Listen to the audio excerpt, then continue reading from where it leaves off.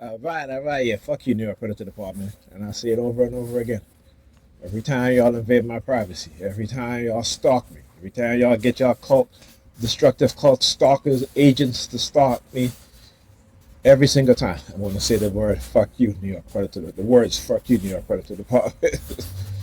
All right? Y'all can't play the good cop, bad cop with me. All right? Because particularly when you're trying to manipulate me, you're engaging in these sort of manipulation scheme. Try to manipulate. When I talk about, who was always saying, oh yeah, RT New York. Always to say, you got to understand what they do, right? What does he said? Um, Opposition control, something like that, where you plant people as the opposition, but knowing that they are doing your business, right? So you have Republicans who will pretend to be Democrats, and then when they get into political office and they entrench themselves in political office, then they do the work of the other side. All right. Then you have those who are what I call unwitting agents. They don't know that they've been manipulated and they've been used. That's what I said. You can't make me into no leader that will be against black people. That will never happen. You can't manipulate me with these technologies claiming you're God and, but I got to uphold white supremacy. That will never fucking happen. That will never happen. Right? So when I talk about, black, what they consider to be black leadership, and what we accept by putting out our leaders in front of us and say, this is your leader. And it's not a very good example of leadership, because they wouldn't put those very same people out as their leaders even if they were white. You need to understand that. So I asked my son, I said, who is a black leader today? He said Barack Obama and Kamala Harris. I started laughing. I said, first of all, Barack Obama was not a black leader.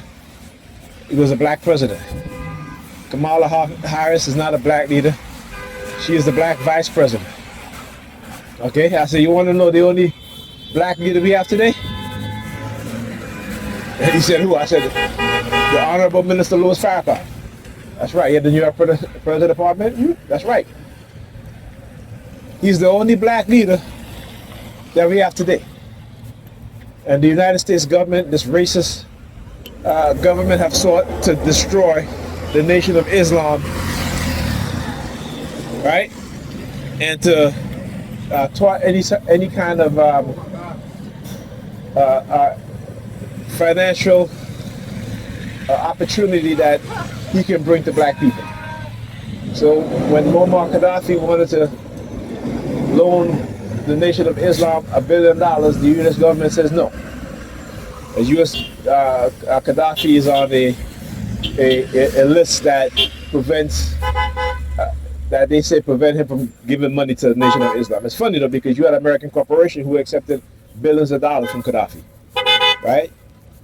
When they say China is our enemy, yet you have Google, Tesla, and others, right, being accepting loans to the tunes of hundreds of billions of dollars, and that's okay. So white corporations are allowed to accept money from our so-called adversaries, our so-called enemies, but the Nation of Islam couldn't accept $1 billion loan from Gaddafi because it was to be used for the economic improvement of black people in terms of money to create businesses, right, to buy land, right? So, when I talk about these things, when other people talk about these things, nigga opinions don't want to listen, right? They don't want to listen. When you see when you see how they condition us, when you see how we behave, when you see how they target us, right? When you see how we don't even want to hear the truth, want to even know the truth. Because again, they use the churches as one of the major conditioning and brainwashing centers in America for black people, the black churches. Right? And I understand that as long as the government is giving your churches money, your church, those churches will be more loyal to the government than they are to Jesus or God in the Bible or you. Understand that money is their true God. All right, money is their true God. Okay, but you know, nigga peers don't wanna listen. Oh yeah, I put my hood up here to call home. Listen, I don't give a shit. They send me subliminal messages about assassinating me all the damn time, but I keep saying they can get assassinated too. And I hope if and when they do try, and it does happen, that they're assassinated. Right? I hope that there are those soldiers out there who have been training and they put a hurting on their ass. Alright? We as black people can no longer afford to turn our backs on the people in our community that's trying to tell us the truth. If we say we care about our children, which we really don't because our actions don't show it, right? If they say we really care about our community, which again, you know, we don't really show it. You know, somebody had reminded me. I posted a image, not an image, but I posted a story of this white man who had a reduced sentence for sexually assaulting over 700. Is it sexual assault? No, I can't even, no, for giving over 700 women HIV. That's what it was. Right? And he gets a reduced sentence. I think I made that post a long time ago. It was with the R. Kelly situation. And I said, look, yeah, R. Kelly was definitely wrong. He's definitely wrong for doing that. Right? But the white, you know, you see the difference between white people in terms of their criminal and black people, in terms of the people who commit criminal act, is that we tend to remain silent. Right? You see, white people remain silent when it comes to their people doing certain things like that. And black people, we got up in arms. Right? And which we should be. Right? But we take it to like the 2,000%. You know, our anger goes to 2,000% if it's a black person. But if it's a white person, even when it's a white person committing crimes against a black person, we remain silent. We stay silent. Look at that the white guy who decapitated that black woman who dated. Right? Black people, particularly black women, they remain silent. They stay silent. Right? They stay silent. You know, the so-called black female influencer on Facebook, you come to find out that the white man she's dating, Nigerian chick, found out that the white man that she dated, right, scammed her out of $140,000. Okay? Because of this affinity and this love of whiteness, that they will lie and claim that the white man is taking care of them, but they're the one that's taking care of the white man. But won't even go 60-40, 70-30, or even 50-50 with the men in their own group, despite how hard the economy is. Because that's the self-hatred, that's who they are. Right? They hate themselves, and they think by having a white person, if you're a black man, you think that having a white woman is better than having a black woman. And I can understand why some of our brothers will refuse to date our women, because our women act like men. They dress like men. They talk like men. Their mannerism is about men. You know, that sort of thing. Right? And so, you know, I was talking to my daughter earlier, and I explained to her, I said, listen, you know, I said, you're going to be a young black woman. Okay? Do not have children out of, unless you're in a committed, serious relationship, unless you're financially, both of y'all are financially able to, and y'all save and y'all plan for that. I don't want to hear things just happen. I don't want to hear that. Okay?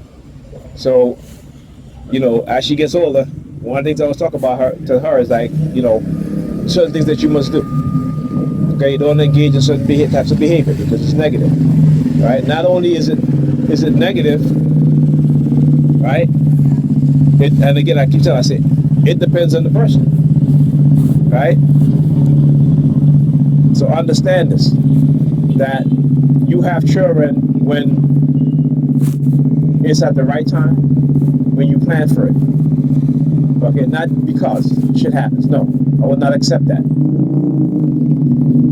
Same thing I tell my son.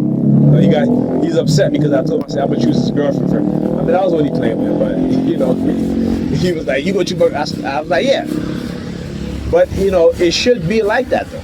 At least, the father, whether you're raising sons or daughters, that you need to vet the people that your children date. But we don't do that because we can't be bothered, right? And who knows? Maybe that young man that you vet, even though he might raise a certain way, he might say, you know what? I'm gonna listen to this man because this man makes absolute sense. Same thing with the young women, right? You have to understand how we are conditioned not to tell you guys the truth as young people, just like how we wasn't told the truth when we were young. Right? And so it's time that we break that conditioning. And again, we need to stop saying that, about generational curse. It's not generational curse. It's programming. Right? And that's not a curse. That's a program that they've conditioned us into. So you must understand that. It is a psychological conditioning phase, a state that they put into your mind, into our mind. And so when we don't correct these young people, then we're just throwing them to the wolves, to the shepherds. And I keep saying, the shepherd is not your friend, even though they say, particularly in the church, these are my flocks. If you let people describe you as animals, then you're dumb. And so definitely you should be called a sheep. Because sheep are dumb animals. Sheep are the dumbest animals. Okay? If you run, brother. Keep running. Y'all keep running. Yeah, keep running. But right. So if you let people call you a sheep, particularly in the churches, and you accept that labeling, right? And the pastor will be like, "I'm the shepherd, and you're my flock." You think he's Jesus? You got to understand the deep psychological condition, and because you can't see it, but the words that they say, and what they read in that book, and they call themselves prophets, and they call themselves, shepherds, right? Because they say if they call you their flock, that means that you're the sheep, right? You are the sheep. If you describe yourself as a lamb, then you just a lamb in front of to be slaughtered. That's all. And you need to understand that. And it may not be a physical slaughter, but a psychological one, right? The destruction of your mind, so that you can't think, right? You have no rational mind, right? No critical thinking skills. So we must teach our young people to think. Because when you have to go and look at our reality and look at what's coming and see what's coming, understand it. And when you gain that knowledge, you will have foresight and insight, right? That you will start preparing your children. Every black person who have kids when they are a certain age should put them in self-defense classes if you can't afford it.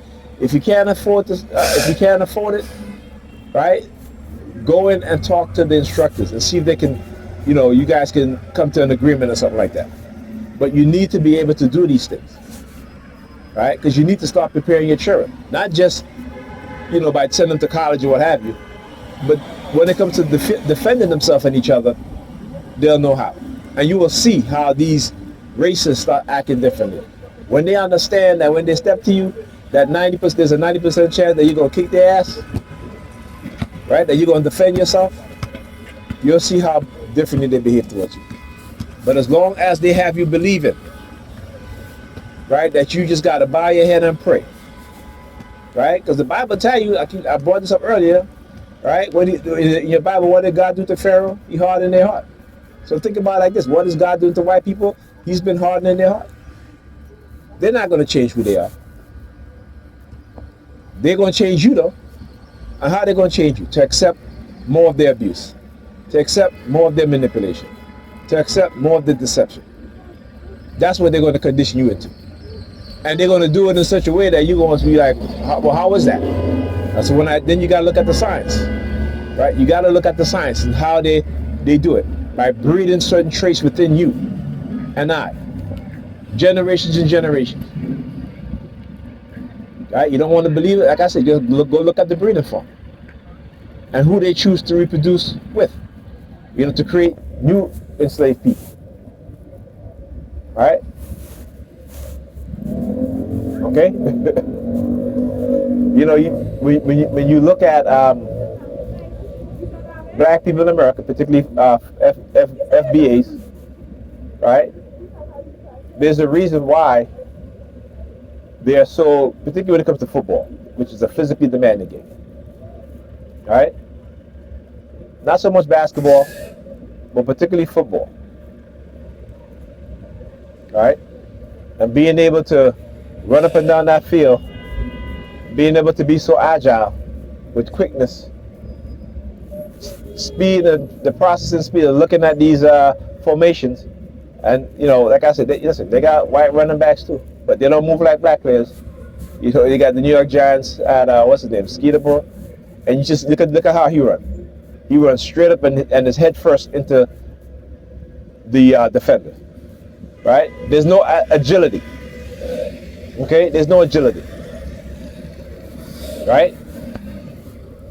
And so what happens? He's injured because of the way how he runs. It isn't back in the days when you had these right running backs that was just, running through each other, right? That was a long time ago again, and they would just straight up run, But when you look at, football players from, I would say, from the, particularly when black people start getting into the football league, particularly in the 70s, you start to see the agility, the quickness, right? The ability to change direction. Look at Barry Sanders. Look at Emmitt Smith, right? These are two of Barry Sanders, right? So when you look at how they move, it's different. That right there is because of what? It's because of the breeder farm to produce a certain type of human being, right? That have a greater muscle density, right? That have speed and quickness, like how they breed dogs. Remember, they have what is called chattel slavery, right? And there's a point in American history where they had breeder farms, where they bred up to 7 million new slaves within a decade. That's a lot. That means that a very few enslaved men are responsible for the impregnating the majority of the female slaves. Do you understand what I'm saying? Again, because these are things that we don't think about, right? We don't think, these are the great evil that they don't even want to talk about. You understand? So until you Europeans prove me wrong, that you're not Dans, I'm gonna continue to call you Dans, because you need to educate yourself and each other. Educate your children with the truth. Ask them questions to see how they think critically. Right? But if you can't think critically, you can't help your children. It doesn't matter if they got 4.0 GPA. Right? They're just going to be graduating, going to college, getting a job to benefit other people, but not their own people. Right? So they can go through college and get all this degree, but that degree doesn't help them to see the warfare that we are in. Right? And to do things to change that. Yeah, I posted, black women inventors, and in the tech world, you got like what is called a fiber optic cable, which is again a creation, an invention by black women. Right? They don't teach you that in school. Yeah, I said black women, press the department use their sirens. right? And what, like I said, what I do is that I would purposely go and do research and search these things out and post them. Why? Because this is how most of us don't think. We don't think to do those things. We don't. And what you see is happening is that the diminishing of the knowledge of black people, right? Not the knowledge, but the learning capability of black people that we don't want to learn, right? And then, let me tell you how evil these white supremacists are. They will use certain types of black men, Negro men and Negro women, those who are not considered the example of what a man will be attracted to or what a woman will be attracted to, right? And weaponize them against the men and the women that the men will be attracted to and the women will be attracted to. Okay? So when I talk about understanding the most intricate detail of white supremacy and what they do to us, right? How they manipulate and weaponize your natural ability as men and your natural ability as women, right? Like the weaponization of hypergamy amongst women within the mindset of women who are naturally hypergamous. But these are terms that we don't teach our young people because we wasn't taught those things. This is why they had to get rid of Kevin Samuels. He was educating us in so many ways. Like I never thought about the term hypergamous and hypergamy or misandry, right? They'll call you a misogynist, which is, hatred of women, but they never talk about misandry, which is the hatred of men. So Kevin Samuels had been bringing these things to the light. That's why they had to get rid of him. Anybody who tells the truth, I remember Kevin Samuels, he was a Christian, right? They didn't care.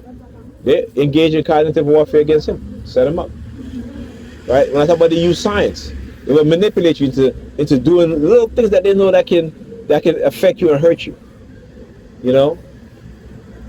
So the whole thing is that he was consuming so many Red Bull and so forth, right? Oh look, he turned off his lights as soon as he got here. You turn off your lights as soon as you got here, buddy? I want you to understand what it is that they do. As soon as he got here, he turned off his light. So he was all the way down there, had his lights on. As soon as he got here, he turned off his lights. Yeah, I'm gonna turn off their lights. Let's go. But yeah, you got to understand these things.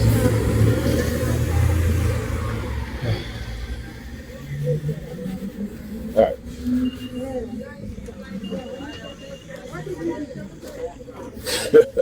Look, I guess that was the first bus. He turned off his light and put himself on.